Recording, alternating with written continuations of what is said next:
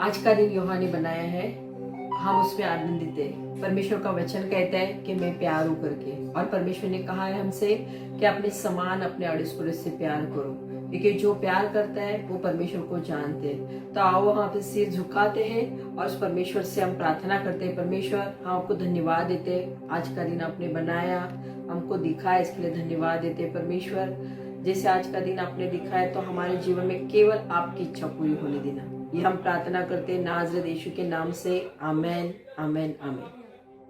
Are we ready to praise the Lord? Are we ready to worship Him? Bible कहती है कि हर वो चीज जो जीवित है, जिसमें सांस है, वो परमेश्वर की स्तुति करे। And let everything that has breath praise the Lord. So come, let us worship God. Let us lift up His holy name and give Him your best. आइए अपना सर्व उत्तम, सबसे बेस्ट, सर्वश्रेष्ठ परमेश्वर को दें। आइए उसकी स्तुति करें।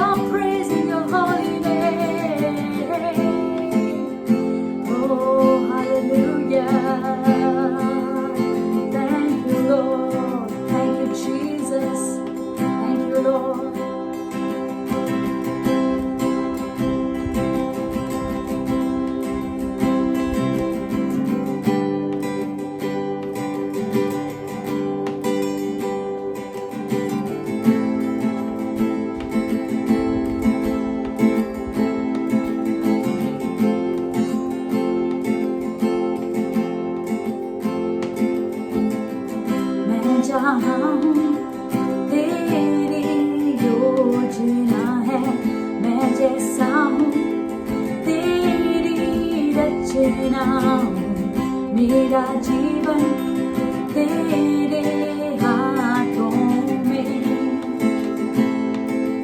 तेरे हाथों में मैं जहाँ हूँ, तेरी योजना है मैं जैसा हूँ, तेरी रचना हूँ, मेरा जीवन तेरे हाथों में, तेरे हाथों में। ओ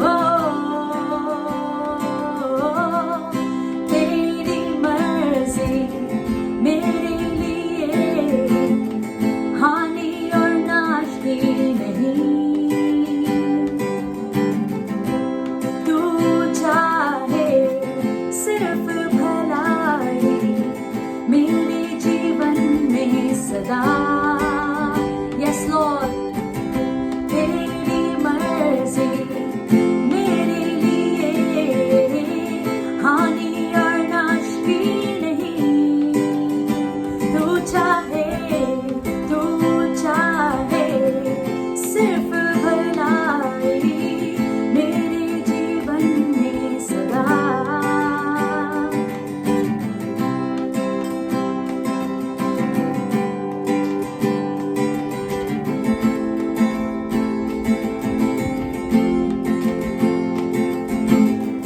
मैं हूँ अटल तेरे वादों पे, ना कोई शस्त्र रोकेगा मुझे, जंजीरों को तोड़ा है तूने, तोड़ा है तूने।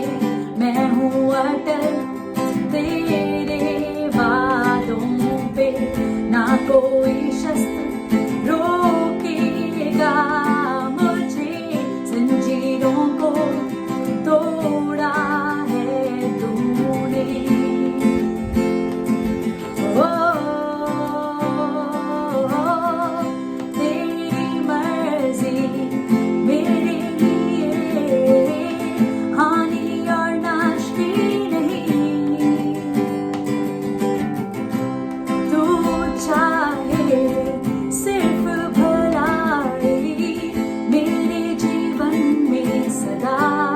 आइए हम अपने देश के लिए गाएं, तेरी मर्जी भारत के लिए, भारत के लिए हानि और नाश की नहीं, तू चाहे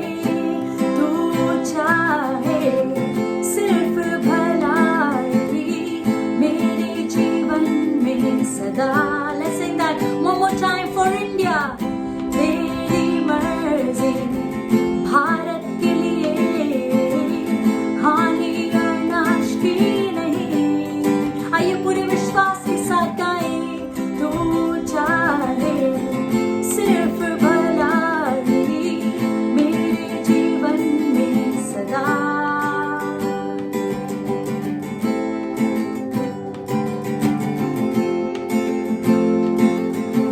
There is no one like our God. Sing with me, there is no one. There is no one like our God. There is no one like you. There is no one like our God. There is no one. There is no one like our God. There is no one like our God. There is no one like our God. You're the God of my city. You're a God of these people. You're a God of this nation. You are. You're the light in the darkness. You're the hope to the hopeless. You're the peace to the restless. You are. Let's sing that one more time. You're the God of my city. You're the God of these people. You're the God of this nation. You are. You're the light in the darkness. You're the hope to the hopeless. You're the peace to the restless. You are. So sing with me, there is no one like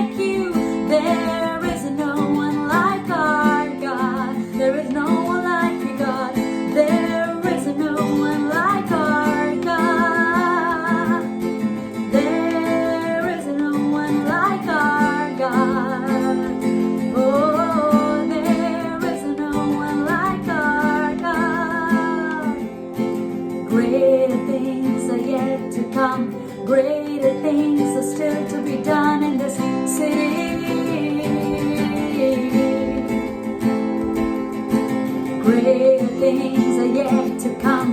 Greater things are still to be done in this city.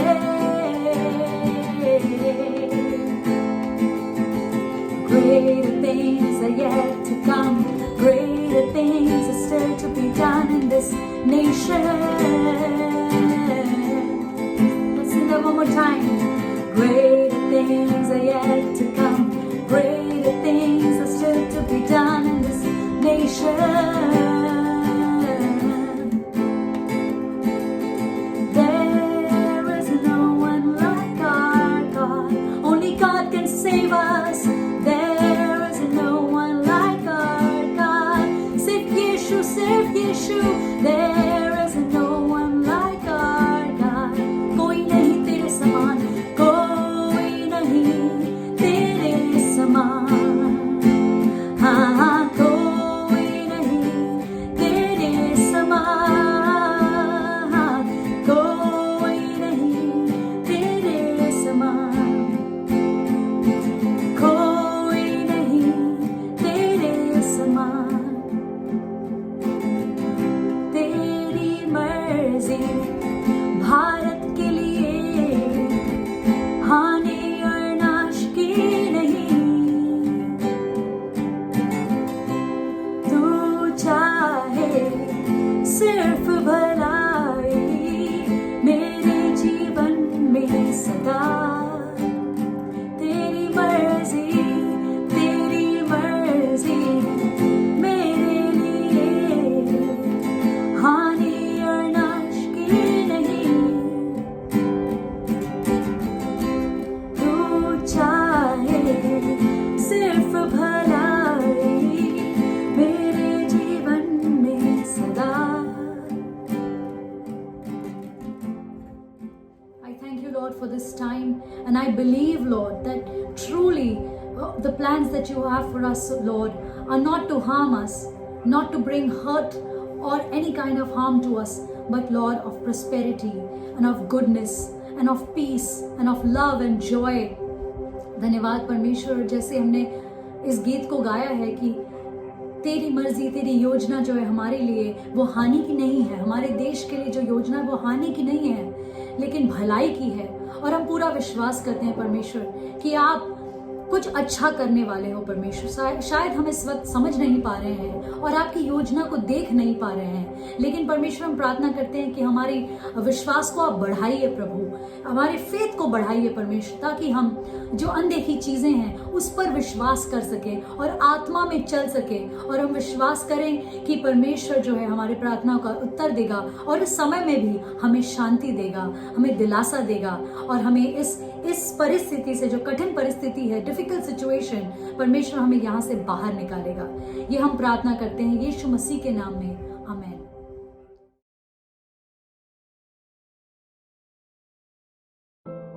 हमारे 74वें स्वतंत्रता दिवस के अवसर पर हम धन्यवाद करते हैं परमेश्वर का हमारे राष्ट्र के लिए और राष्ट्र के लोगों के लिए. ब्रिटिश राज्य से हमारी आजादी तक की इस यात्रा के लिए हम परमेश्वर का धन्यवाद करते हैं. हम उनको याद करके परमेश्वर का धन्यवाद करते हैं जिन्होंने इस आजादी की लड़ाई में हिस्सा लिया और अपने प्राणों का बलिदान दिया, जिनके कारण आज हम स्वतंत्र भारत में आजादी का जीवन जी रहे हैं. आइए हम एक साथ मिलकर अपने भारतवर्ष पर आशीषों की घोषणा करें. हम भारतवर्ष पर शांति और समृद्धि की आशीष की घोषणा करते हैं. हम प्रार्थना करते हैं कि हम धार्मिकता और सच्चाई से परिपूर्ण राज्य हों, परमेश्वर के समक्ष और दूसरे राज्यों के लिए आदर्श हों. हम कला और मनोरंजन के क्षेत्र में आशीष की घोषणा करते हैं. हम प्रार्थना करते हैं कि उनके संदेशों के द्वारा उन्नति हो. हम अपने व्यापार और अर्थव्यवस्था पर आशीष की घोषणा करते हैं. इस सर्वव्यापी महामारी के समय में भी हम घोषणा करते हैं कि सबकी जरूरतें पूरी हो और हमारे राष्ट्र की अर्थव्यवस्था की समृद्धि हो. हम हमारे राष्ट्र की कलीसियाओं और संस्थाओं को आशीष देते हैं और प्रार्थना करते हैं परमेश्वर की सुरक्षा और अलौकिक आशीषें, एकता और सामर्थ यीशु की कलीसिया पर आए। हम प्रार्थना करते हैं हमारे राष्ट्र के उद्धार के लिए। हम आशीष की घोषणा करते हैं मीडिया और न्यूज़ चैनल्स के लिए। हम प्रार्थना करते हैं कि बुरी खबरों से ज्यादा अच्छी खबरें आएं। हमारे शिक्षण संस्थाओं पर आशीष की घोषणा करते हैं। हमारे शिक्षकों के लिए प्रार्थना करते हैं कि अनुग्रह उन पर आए। हम बच्चों और नौजवानों को आशीषित करते हैं जो हमारे राष्ट्र का भविष्य है। हम अपने राष्ट्र को आशीष देते हैं कि यहाँ संपूर्ण साक्षरता आए। हम हमारे राष्ट्र के सभी परिवारों को आशीष देते हैं। हम प्रार्थना करते हैं कि सभी परिवारों की बुनियाद प्रेम, शांति, एकता, दया पर आधारित हो। हम बुजुर्गों को आशीष देते हैं और प्रार्थना करते हैं कि उनसे उनके परिवार के लोग प्यार करें और उनकी देखभाल करें। हम अपनी सरकार को आशीष देते हैं। हम हमारे नेता और उच्च अधिकारियों के लिए कृपा और बुद्धि की प्रार्थना करते हैं। इस महामारी के दौरान हम खास आशीष और कृपा की घोषणा अपने डॉक्टर्स, स्वास्थ्य कर्मियों के लिए, पुलिस कर्मियों के लिए करते हैं जो अपनी जान की परवाह न करके मरीजों की सेवा कर रहे हैं। परमेश्वर अपनी अलौकिक सुरक्षा उन पर और उनके परिवार पर बनाए। हम परमेश्वर की आशीष उत्तर, दक्षिण, पूरब, पश्चिम पर उड़ेलते हैं। हमारे यीशु मसीह का राज्य हमारे राष्ट्र में स्थापित हो। यीशु के नाम से हम ये घोषणा करते हैं, आमीन। Happy independence day to you. आप सभी को स्वतंत्रता दिवस की शुभकामनाएं। So we will continue with our series on the book of Philippians and today we will look at chapter 3. फिलिपियों की श्रृंखला में ही हम आगे बढ़ेंगे और आज हम अध्याय 3 की ओर ध्यान देंगे। The title of today's message is Press Toward the Goal. आज के संदेश का शीर्षक है लक्ष्य की ओर बढ़े। फिलिपियों की ये पत्री जब पौलुस ने लिखी थी तब वो कैद में था। इसके बावजूद वो अपने गहरे आनंद के विषय में इस पत्री में बात करता है। Philippians is considered to be the most joyful or the happiest book in the Bible. This book has just 4 chapters and yet the words joy or rejoice occur more number of times than any other book of the New Testament. फिलिपियों की पत्री Bible की सबसे अधिक आनंद से भरी हुई पत्री मानी जाती है क्योंकि इसमें नए नियम की किसी और किताब की तुलना में सबसे अधिक बार आनंद या आनंदित रहने के विषय में पौलुस बात करता है। इससे पहले और दूसरे अध्याय में हमने देखा कि पौलुस अपनी सभी तकलीफों, यातनाओं, उसके कारावास के बावजूद वो आनंदित था क्योंकि उसे इस बात का आनंद था कि परमेश्वर अपने सुसमाचार को आगे बढ़ाने के काम को किए जा रहा है। वो इसलिए आनंदित था क्योंकि फिलिपियों की कलीसिया के साथ उसका बहुत ही अच्छा गहरा रिश्ता था। फिलिपी की कलीसिया के विश्वासी न केवल प्रभु से सच्चे मन से प्रेम करते थे लेकिन पौलुस को भी उसकी सेवकाई में हर प्रकार से सहयोग कर रहे थे और पौलुस उन्हें उत्साहित करता है कि वे इसी प्रकार दीन होकर, नम्र बनकर मसीह के उदाहरण का अनुसरण करते हुए प्रभु की सेवा में लगे रहे। वो उन्हें उत्साहित करता है कि मसीह के जैसा स्वभाव तुम में भी रहे। यीशु मसीह ने स्वर्ग में और पृथ्वी पर अपना सारा अधिकार छोड़ दिया ताकि हम उद्धार पा सकें और इसीलिए पौलुस उत्साहित करता है फिलिपियों के विश्वासियों और हम सबको भी कि अपने उद्धार के कार्य को डरते और कांपते हुए पूरा करते जाओ। प्रियो, हम सब ने अपने उद्धार के कार्य को गंभीरता से लेना है और उसे डरते और कांपते हुए हम पूरा करते जाएं। पौलुस ने भी अपना सब कुछ पीछे छोड़ दिया क्योंकि उसने मसीह को पाया। यही उसके सबसे गहरे और सबसे कीमती आनंद का स्रोत था। आइए हम देखेंगे इस अध्याय में। Let us look at verse 1. Finally, my brothers, rejoice in the Lord. It is no trouble for me to write the same things to you again, and it is a safeguard for you. फिलिपियों 3:1 निदान है मेरे भाइयों, प्रभु में आनंदित रहो। वे ही बातें तुमको बार बार लिखने में मुझे तो कोई कष्ट नहीं होता और इसमें तुम्हारी कुशलता है। What is the thing that Paul is repeatedly telling them? क्या है जो पौलुस उन्हें बार बार कह रहा है? वो कहता है कि तुम प्रभु में आनंदित रहो। जैसा कि मैंने कहा, आनंदित होना या आनंद इस पत्री में बार बार एक थीम की तरह आता है। एक विश्वासी के लिए, एक मसीही के लिए आनंद उसके जीवन का एक चिन्ह, एक पहचान है। साथ ही साथ हम देखते हैं आनंद पवित्र आत्मा के फलों में से एक है। फिर भी हम देखते हैं बाइबल जिस प्रकार के आनंद के विषय में बात करती है, उस तरह का आनंद कई बार विश्वासी अनुभव नहीं कर पाते, या फिर आनंदित होते भी हैं तो भी अक्सर जीवन की परिस्थितियों में उनके आनंद को खो बैठते हैं और उसको दोबारा पाने में हम लोग संघर्ष करते हैं। प्रियो, इस संसार की कोई भी वस्तु हमें सच्चा या हमेशा का आनंद नहीं दे सकती। Nothing in this world gives us real or lasting joy. We as believers find and maintain our joy only in Christ. हम जो प्रभु के चेले हैं, उसके शिष्य हैं, हमारे लिए सच्चा आनंद केवल मसीह में है और मसीह में ही उस आनंद को हम बरकरार रख सकते हैं। पौलुस जब अपने खुद के आनंद के विषय में बात करता है और उन्हें उत्साहित करता है कि वे भी आनंदित रहें, तो ये स्पष्ट हम जानते हैं कि पौलुस का आनंद उसकी परिस्थितियों के कारण नहीं है, बल्कि इसलिए है क्योंकि उसने मसीह को पाया है और अपनी दृष्टि को मसीह के ऊपर लगाकर रखा है। The reason for Paul's joy is not in his circumstances, but that he has found Christ and he has kept his eyes fixed on Christ.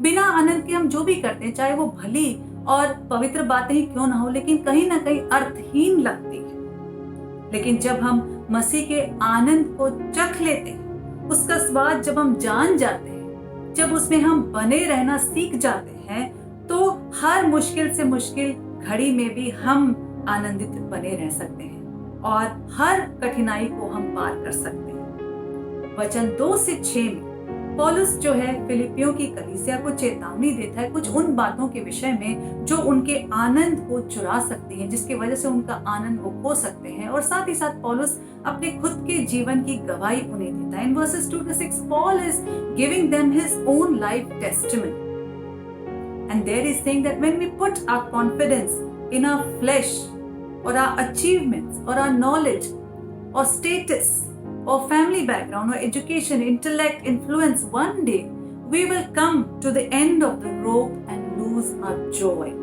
These things may give us outward sense of joy but leave us inwardly empty, drained and wanting.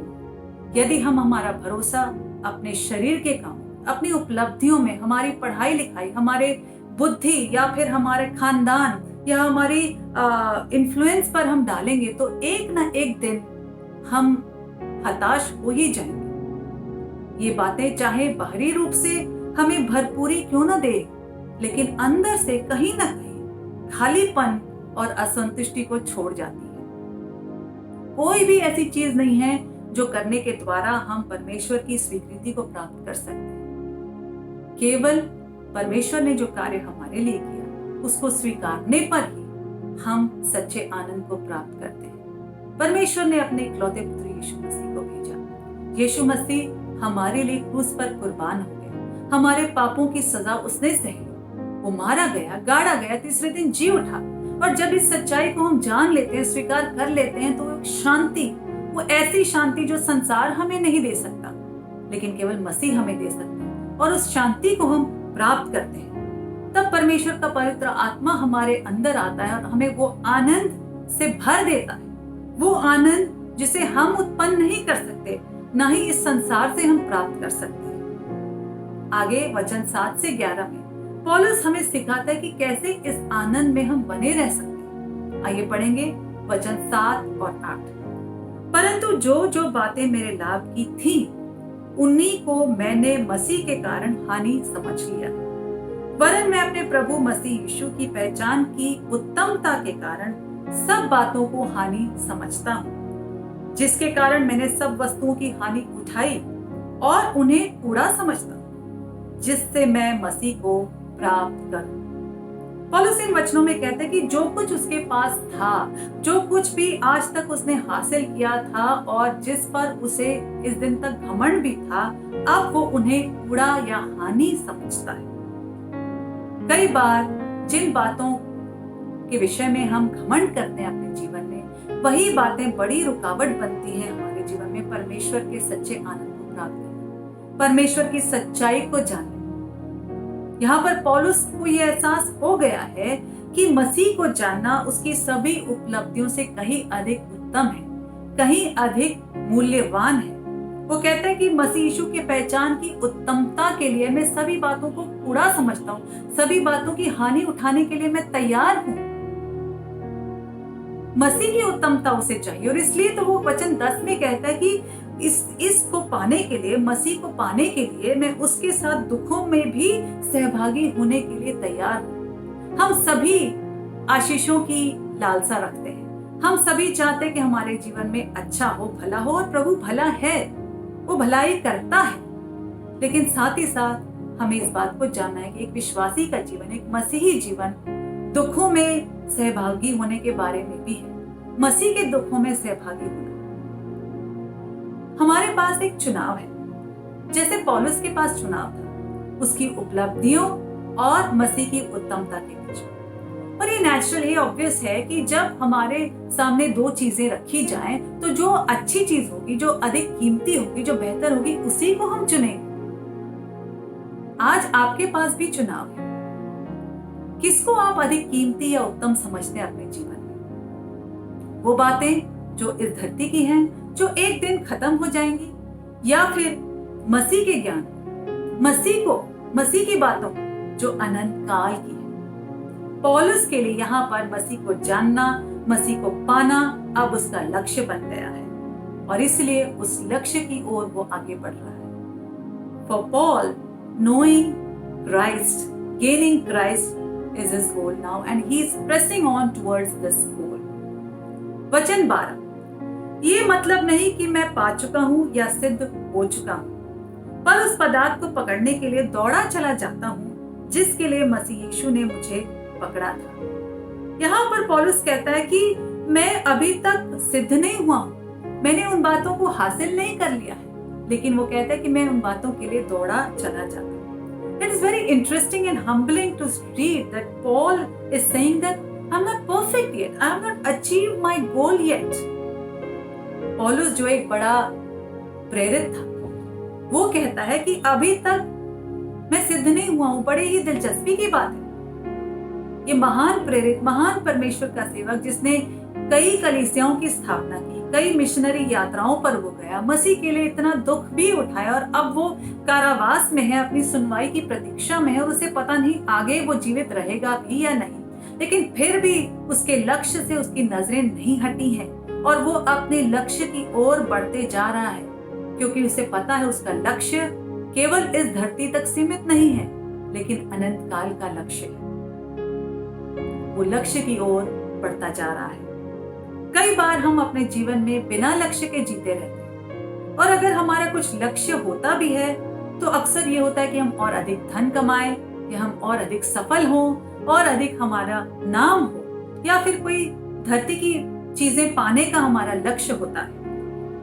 कई बार हम लक्ष्य की बात तो करते हैं, लेकिन आत्मिक रीति से बढ़ने में हम संघर्ष करते हैं, मसीह के समान बनने में हम संघर्ष करते हैं। कई बार हम बात तो करते हैं लेकिन उसके विषय में प्रयास नहीं करते, या फिर कठिनाइयां आने पर, चुनौतियां आने पर हम हार मानने लग जाते हैं, हम पीछे हटने लग जाते हैं। यदि सच में हमारा वो लक्ष्य है कि हम मसीह को जानना चाहते हैं, मसीह के समान बनना चाहते हैं, तो पौलुस की तरह हर उस अवसर को हम हासिल करें, हर एक संभव हम प्रयास करें। आसान तो नहीं होने वाला है। It is never going to be easy. अगर हम संसार में देखें, जिस भी महान व्यक्ति को हम देखते हैं जिसने महान उपलब्धियां हासिल की हैं, चाहे वो किसी भी क्षेत्र में हो, चाहे विज्ञान के क्षेत्र में हो, कला के क्षेत्र में हो या फिर उद्योग या व्यवसाय, हर एक महान व्यक्ति ने कठिनाइयों का सामना किया है। हर एक उस महान व्यक्ति के रास्ते में कई कठिनाइयां आई हैं, लेकिन वो इसलिए सफल रहे, इसलिए अपने लक्ष्य को प्राप्त उन्होंने किया क्योंकि वो अपने लक्ष्य की ओर बढ़ते रहे। और हमारा जो लक्ष्य है मसीह में, वो तो अनंत काल का है, इस धरती के जीवन से भी आगे तक जाने वाला लक्ष्य है। I believe that our earthly life is our training ground, where God is preparing us through the circumstances for our eternal purpose. मेरा ये मानना है कि हमारा धरती का जीवन हमारे लिए एक प्रशिक्षण का स्थान है, जहां पर हमारी परिस्थितियों के द्वारा परमेश्वर हमें अनंत काल के हमारे उद्देश्य के लिए तैयार कर रहा है। Let's read further in verse 13. Paul says, brothers and sisters, I do not consider myself yet to have taken hold of it, but one thing I do, forgetting what is behind and straining toward what is ahead. Verse 14, I press on toward the goal to win the prize for which God has called me heavenward in Christ Jesus. वचन 13 और 14 में हम पढ़ते हैं, हे भाइयों, मेरी भावना ये नहीं कि मैं पकड़ चुका हूँ, परंतु केवल ये एक काम करता हूँ कि जो बातें पीछे रह गई हैं उनको भूलकर आगे की बातों की ओर बढ़ता हुआ निशाने की ओर दौड़ा चला जाता हूँ, ताकि वह इनाम पाऊं जिसके लिए परमेश्वर ने मुझे मसीह यीशु में ऊपर बुलाया है। यहाँ हम देखते हैं 2 बार, 12 से 14 में 2 बार पौलुस कहता है कि मैं दौड़ा चला जाता हूँ। Twice Paul is saying that I press on.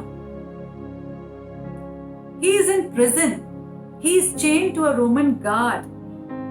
He does not have the freedom to go anywhere, and yet he is saying that I keep pressing forward. I keep pressing toward my goal because he is not chained inwardly. He is not chained in his spirit. He is free in his spirit. पौलुस कहता है कि मैं दौड़ा चला जाता हूँ, हालांकि वो कारावास में है। एक रोमी सिपाही के साथ 24 घंटे वो जंजीरों में बंधा हुआ है, उसे कहीं आने जाने की आजादी नहीं है, फिर भी वो कहता है कि मैं दौड़ा चला जाता हूँ। वो इसलिए क्योंकि वो आत्मा में आजाद है। हमने कल अपना स्वतंत्रता दिवस मनाया, हमें बाहर वालों से आजादी मिली, हमारा देश आजाद हुआ, और हमारे देश के लिए जरूरी है कि भीतरी आजादी को हम बनाए रखें। हमारे देश के अंदर जो आजादी का वातावरण है वो बना रहे। प्रियो, बाहरी परिस्थितियों के ऊपर ही ध्यान लगाए रखना हम बंद कर दें। इवन हमारे शरीरों पर भी हम हमेशा ध्यान लगाए रखना बंद करके हमारे अंदरूनी मनुष्य, हमारे आत्मा को मजबूत करने में हम ध्यान लगाएं। वचन 13 में वो कहता है कि मैं एक काम करता हूं कि जो बातें पीछे रह गई हैं उनको भूलकर आगे की बातों की ओर बढ़ता जा रहा हूं। One thing, he's saying I do one thing, forgetting, letting go of those things that have gone by. Bible बताती है कि हर दिन परमेश्वर की दया हमारे लिए नहीं है, इसलिए जो बातें बीत चुकी हैं, वो कहता है कि बीती बातों को मैं छोड़कर आगे की ओर ध्यान लगाता हूं। हर एक क्षण में हमें जरूरी है कि हम एक भी क्षण जाया ना करें बीती बातों में ही उलझ कर, बल्कि हम आगे की ओर बढ़ते जाएं। बीती बातों के लिए हम दुखी होते होते हमारा वर्तमान का कीमती समय हम खोने लगते हैं, और यही तो दुष्ट भी चाहता है।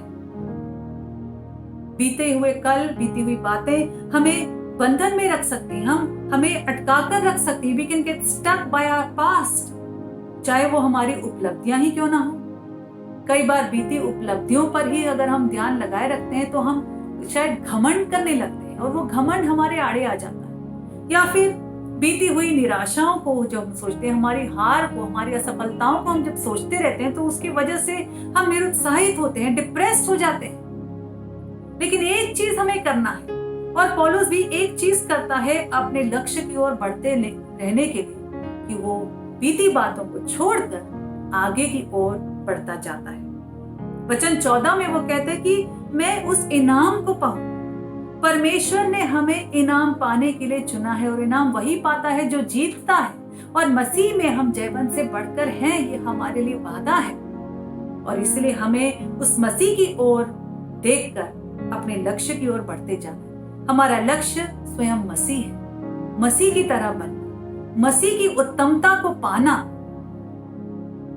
और वचन 20 में, पर हमारा स्वदेश स्वर्ग पर है और हम एक उद्धारकर्ता प्रभु यीशु मसीह के वहां से आने की बाट जो रहे हैं। पौलुस कहता है कि हमारी जो नागरिकता है इस धरती की नहीं है परंतु स्वर्ग की है। स्वर्ग हमारा स्वदेश है, ये तो परदेश है। और इसलिए वो कहता है कि हम सब हमारे उद्धारकर्ता प्रभु यीशु मसीह के आने की बाट जो रहे हैं।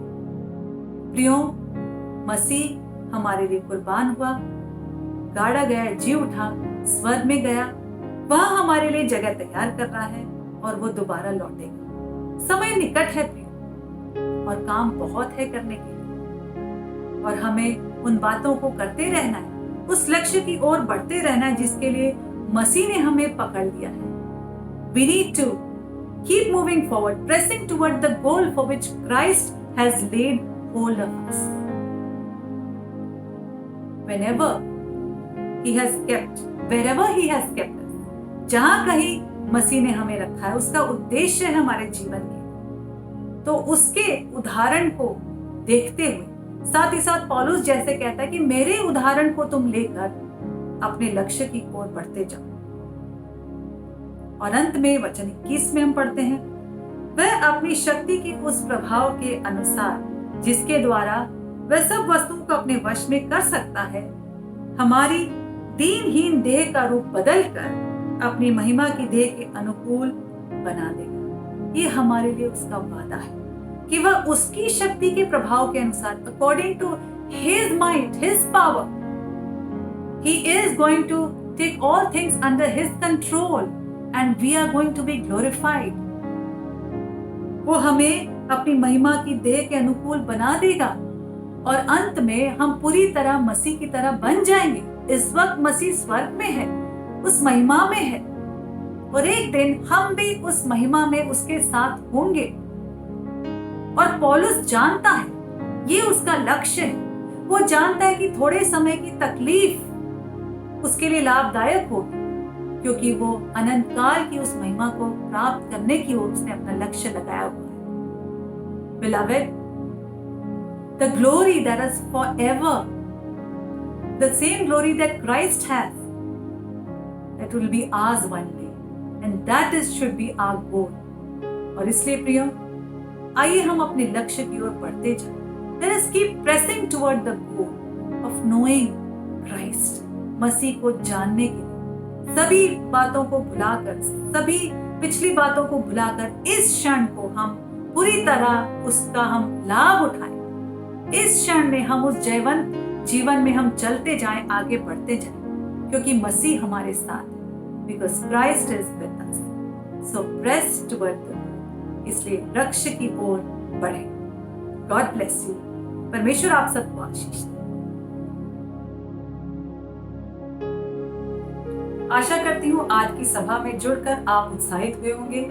इसी तरह प्रभु में बने रहें, प्रभु में उत्साहित रहें, उसके वचन को पढ़ें, उसके आराधना में बने रहें। यदि आपको और जानकारी चाहिए या आपकी कोई प्रार्थना निवेदन है तो नीचे डिस्क्रिप्शन बॉक्स में हमारा टेलीफोन नंबर है, आप जरूर हमसे संपर्क करें। इस वीडियो को औरों के साथ भी शेयर करें और आपके कमेंट्स भी जरूर लिख भेजें। इस प्रार्थना के बाद स्क्रीन पर ऑनलाइन जरिए के द्वारा आपकी भेंट या आपका दशांश या योगदान भेजने के सारे डिटेल स्क्रीन पर आ जाएंगे। और अब आइए हम प्रभु भोज ले, परमेश्वर की मेज के सामने हम आए।